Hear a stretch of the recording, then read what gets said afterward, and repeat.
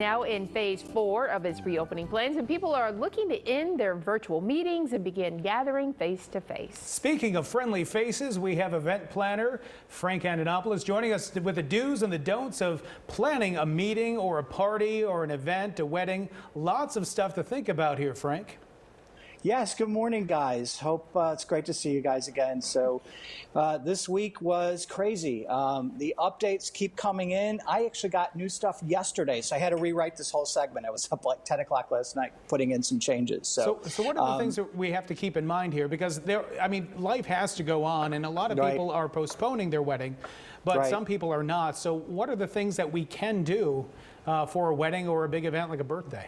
Right. Well, keep in mind, everything I'm talking about has to do with Illinois. So different states all have very different rules. So I'm concentrating today on Illinois because across the border in Indiana, up in Wisconsin, totally different situations. So we have to talk about what's going on in Illinois because their rules are very different. So guests are basically being hit with three choices. Either they keep the event with the new rules, they either postpone it till next year, or they wind up just doing a smaller event with a wedding, having the ceremony, and then live streaming it to other guests, and then doing a big celebration next year. But the big one is going to be masks. Staff will be in masks and in gloves, and guests have to be in masks other than when they're eating. So that's the hard one. Yeah.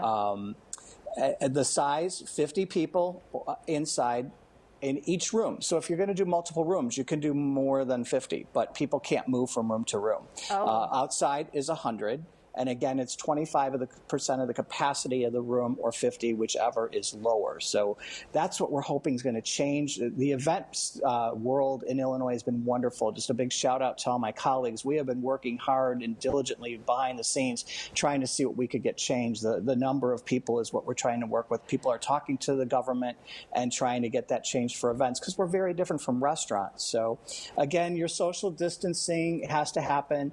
Currently, you can do tables of 10, which I'm not getting. They're saying you're going to have 10 people at a table, but the tables have to be 6 feet apart. So I need some further clarification on that.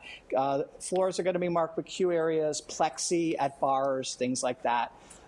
As far as hygiene, everything is deep cleaned before the event. Your equipment's going to all arrive in plastic, marked, sanitized.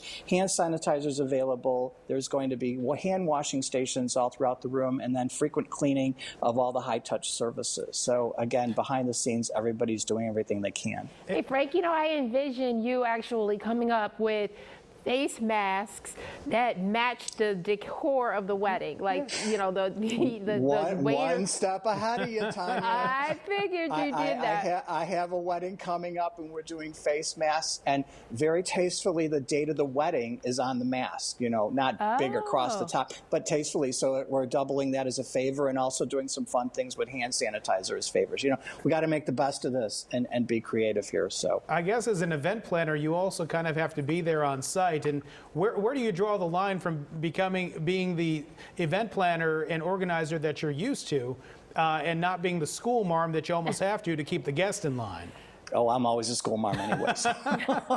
Frank is very particular, Sean. Yeah. But I mean, you just have to, people are going to do what people are going to do, and you do your best. The thing that I keep warning everyone about is, police can show up and break down your party if you're going to break the rules. And I don't want to be held responsible. No, we don't want that. No. And everyone is with the program. Everyone is understanding what the rules are. So it's not what they really want. The big one is there's no dance floors and no dancing. And that has been the breaking point for some people. Yes, you can't celebrate if you can't dance, Yeah. That's Frank. been the hard one. Yeah. So.